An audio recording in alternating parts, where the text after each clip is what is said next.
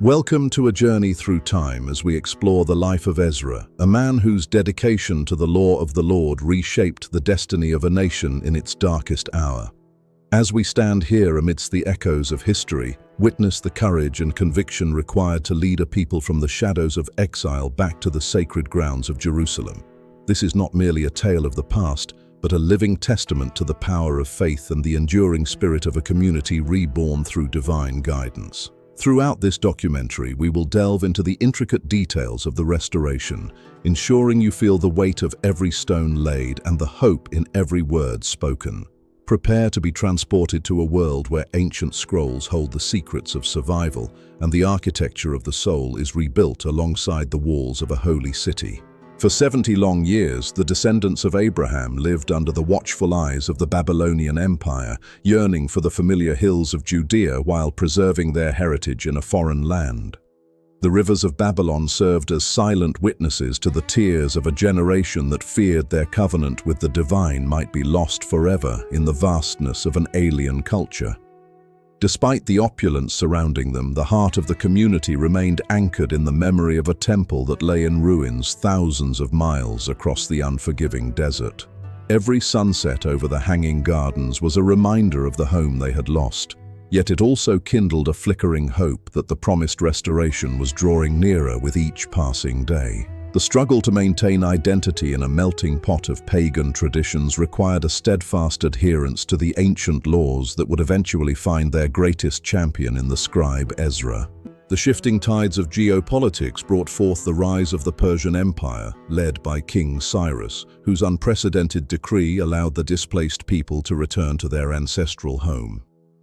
This historic proclamation echoed through the streets of Susa, signaling a new era where religious freedom and the rebuilding of sacred spaces became a reality for the long-suffering exiles. As the scrolls were unrolled and the royal seal was displayed, the realization dawned upon the community that the path to Jerusalem was finally open for those brave enough to traverse the wilderness. The decree was not just a political maneuver, but a fulfillment of ancient prophecies that had sustained the people through decades of uncertainty and hardship in a foreign territory. For Ezra, this was the divine signal he had been waiting for, a call to action that would require him to lead a second wave of returnees back to the holy city. Ezra was no ordinary citizen, but a direct descendant of Aaron the high priest, a lineage that bestowed upon him both a sacred responsibility and a profound understanding of the Holy Scriptures. His ancestry traced back through generations of spiritual leaders who had guarded the sacred traditions of Israel, providing him with a solid foundation for the monumental task that lay ahead of him. To understand the man, one must recognize the weight of the priestly mantle he carried, a heritage that demanded absolute purity and a tireless devotion to the preservation of the law. He was a scribe skilled in the law of Moses, a title that reflected years of meticulous study and a deep-seated passion for interpreting the divine word for a changing world. This unique combination of priestly authority and scholarly expertise made him the ideal leader for a people seeking to rediscover their spiritual compass in the ruins of their past. Long before he set foot on the road to Jerusalem, Ezra had prepared his heart to seek the law of the Lord and to do it, making a personal commitment that would define his entire ministry. He understood that true restoration began not with bricks and mortar, but with a profound internal transformation and a renewed dedication to the principles that had long been neglected by his ancestors. In the quiet hours of study, he immersed himself in the sacred texts, seeking wisdom and clarity to guide a nation that had lost its way during the long years of Babylonian captivity. His devotion was not merely academic, but a living practice that permeated every aspect of his life, setting a powerful example for those who would follow him into the unknown. The preparation of his spirit was the silent work that preceded the public triumph, proving that the strength of a leader is often forged in the solitude of prayer and contemplation. With the king's blessing and a company of dedicated followers, Ezra embarked on a perilous journey across hundreds of miles of treacherous terrain to reach the city of his ancestors. The caravan was a microcosm of a nation on the move, carrying families, treasures, and the sacred vessels of the temple through regions often infested with bandits and hostile tribes. Each step taken in the desert heat was an act of defiance against the despair that had once gripped their hearts, a rhythmic march toward a future they could only see with the eyes of faith. They traveled with a sense of purpose that transcended physical exhaustion, knowing that the hand of their God was upon them as they navigated the complexities of the ancient wilderness. The journey was a physical manifestation of their spiritual return, a transition from the structured captivity of Persia to the rugged freedom of the Promised Land. Refusing a royal military escort to demonstrate his absolute trust in divine protection, Ezra led his people in a period of fasting and prayer by the Ahava Canal before entering the dangerous territories. This bold decision underscored his belief that the ultimate security of the nation rested not in the swords of men, but in the providential care of the Almighty who had called them forth. As the community humbled themselves before their Creator, they found a collective strength that would sustain them through the trials and tribulations of the arduous path that lay before them. The silence of the desert night was filled with the whispered petitions of a people who recognized their vulnerability and their desperate need for a higher power to clear the way. This moment of spiritual alignment was crucial for the success of the mission, ensuring that their motivations remained pure and their focus stayed fixed on the ultimate goal of restoration. After months of travel, the sight of the rugged hills of Jerusalem brought tears of joy and relief to the weary travelers who had dreamed of this moment for their entire lives. The city they encountered was a shadow of its former glory, with broken walls and charred ruins serving as a stark reminder of the devastating consequences of past failures and foreign invasions. Yet in the midst of the destruction, there was a palpable sense of hope as the returning exiles began to envision the possibilities of a city rebuilt and a community renewed. They walked through the gates with a mixture of reverence and determination, ready to contribute their skills and resources to the monumental task of physical and spiritual reconstruction. The arrival was not the end of the journey, but the beginning of a new chapter in the history of a resilient people who refused to be defined by their past losses. Ezra spent his first days in the city assessing the extent of the physical and spiritual decay, recognizing that the challenges were far greater than any report could have fully described. He walked among the ruins with a heavy heart, observing the neglected altars and the encroaching wilderness that had reclaimed the sacred spaces during the decades of the city's abandonment. The task of rebuilding was not just about masonry, but about restoring the morale of a population that had grown accustomed to living among the debris of their ancestors' dreams. He saw the need for a systematic approach that prioritized the spiritual foundations of the community, understanding that without a clear moral compass, the physical walls would eventually crumble once again. His observations were the blueprint for the reforms that would follow, a strategic evaluation that balanced the immediate needs of the present with the long-term vision of a holy nation. One of Ezra's primary objectives was the re-establishment of the proper temple services, ensuring that the sacrificial system and the festivals were observed according to the ancient Mosaic instructions. He worked tirelessly with the local priests and Levites to organize the cycles of worship, bringing a sense of order and sacredness back to the heart of the community's daily life. The air in Jerusalem was once again filled with the aroma of incense and the sound of traditional chants, signaling to the surrounding nations that the spiritual identity of Israel was being revived.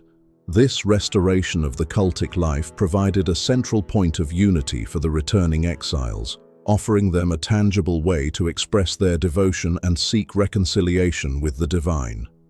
The meticulous attention to detail in the temple service was a reflection of Ezra's commitment to excellence and his belief that the holy should be treated with the utmost reverence. The process of restoration was not without its internal conflicts, as Ezra discovered that many of the people had compromised their heritage by marrying into local pagan cultures during the exile.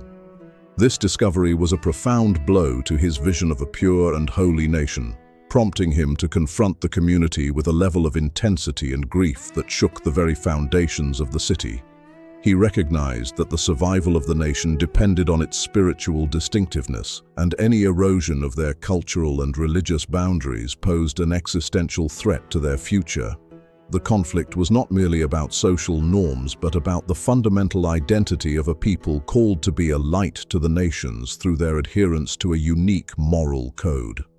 Ezra's response to this crisis would demonstrate his unwavering commitment to the law and his willingness to make difficult decisions for the greater good of the community. In a powerful display of leadership and humility, Ezra stood before the assembled crowd and offered a public confession, weeping and prostrating himself before the house of God as he acknowledged the sins of the nation. His genuine grief was contagious, moving the hearts of the people to recognize their own failures and the need for a radical return to the principles of their faith. The atmosphere in the plaza was heavy with the weight of collective repentance as individuals began to see the consequences of their choices through the lens of Ezra's profound spiritual anguish. This moment of vulnerability was a turning point for the community, breaking the cycle of complacency and igniting a desire for true and lasting reform among all segments of the population. The power of a leader's personal example was never more evident than in this public act of contrition that cleared the way for a national spiritual awakening. Following the public confession, Ezra and the community leaders established a formal commission to investigate the marriages and implement the necessary reforms to preserve the spiritual integrity of the nation.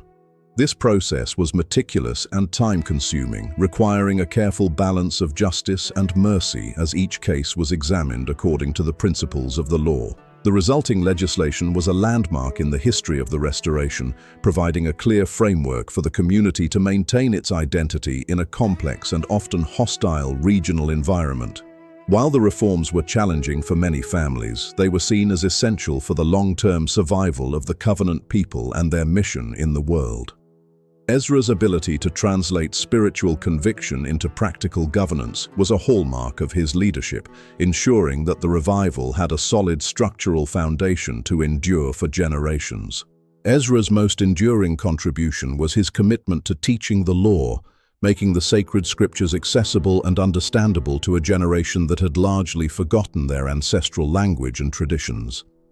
He organized public readings and provided interpretations, ensuring that every member of the community, from the youngest to the oldest, could grasp the meaning and application of the divine instructions. This educational initiative was a revolutionary step in the democratization of religious knowledge, empowering the people to take personal responsibility for their spiritual lives and their adherence to the covenant.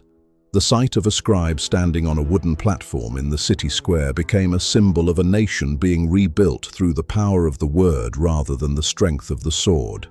The literacy and spiritual awareness that Ezra fostered provided the intellectual and moral capital necessary for the community to thrive in the face of ongoing external pressures. Under Ezra's guidance, the community celebrated the Feast of Tabernacles with a fervor not seen in generations, living in temporary shelters to remember their ancestors' journey through the wilderness. This festival was a powerful reminder of their historical narrative and the providential care that had sustained them through centuries of wandering and exile.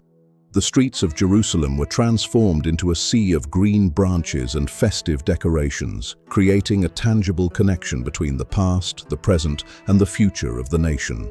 The joy of the celebration was a testament to the success of the reforms and the renewed sense of hope that had taken root in the hearts of the returning exiles.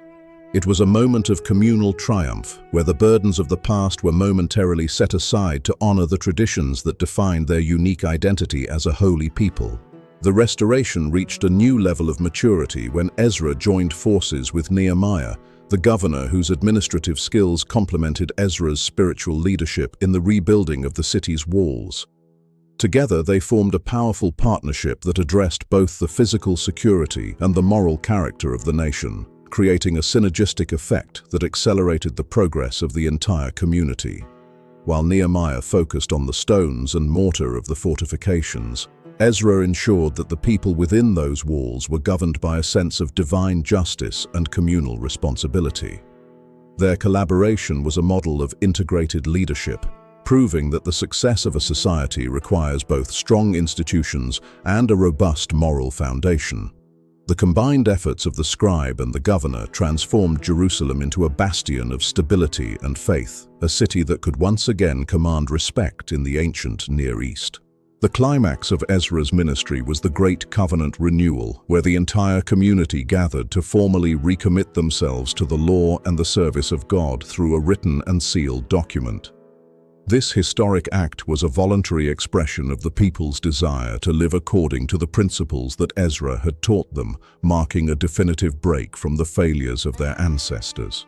Every segment of society, from the elite leaders to the humble laborers, participated in this momentous occasion, signaling a unified vision for the future of the nation.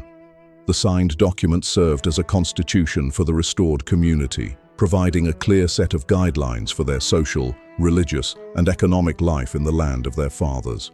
This moment of national solidarity was the ultimate fulfillment of Ezra's mission, a spiritual restoration that transcended individual changes to create a lasting institutional transformation. Ezra's legacy endured long after his passing, as the institutions he established and the emphasis he placed on the study of the law became the cornerstone of a vibrant and resilient culture.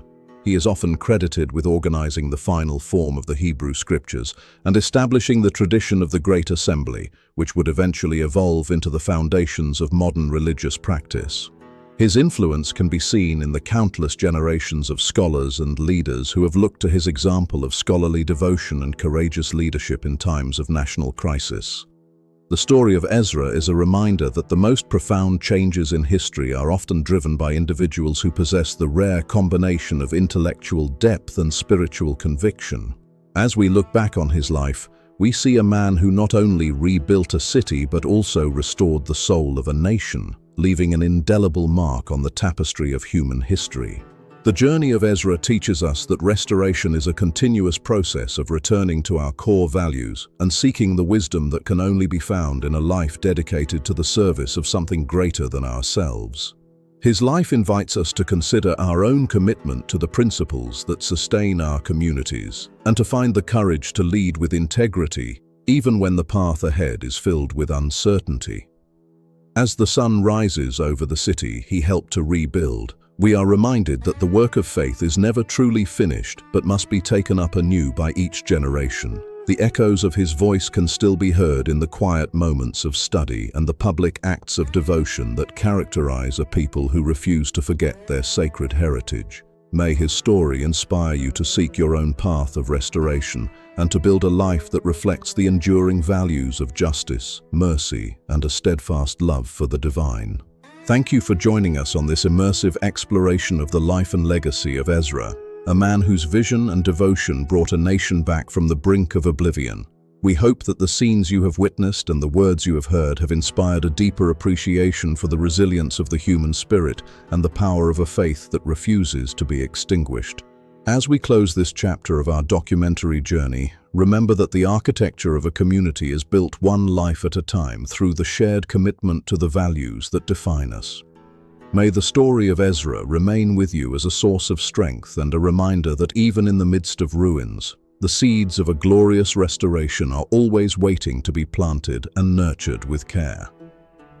Until we meet again to explore another chapter of our shared history, walk with the conviction of those who know that their past is a foundation for an even greater future. Goodbye, and may your own journey be filled with the light of wisdom and the courage of the heart.